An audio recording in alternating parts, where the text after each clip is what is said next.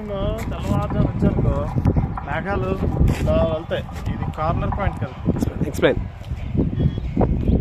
ఇది శ్రీకృష్ణ దేవరాయలు టైంలో శ్రీకృష్ణదేవరాయలు స్వయంగా వచ్చి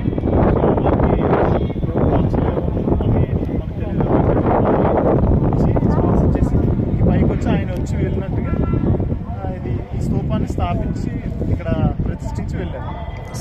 ఆయన వచ్చి విజిట్ చేశారు అనడానికి సాక్షి. సుమారు ఎన్ని సంవత్సరాలు అవుతుంటుంది? ఎన్నో శ్రీకృష్ణదేవరాయల పరిపాలన సమయంలో జరిగిన. ఓకే, అద్భుతం.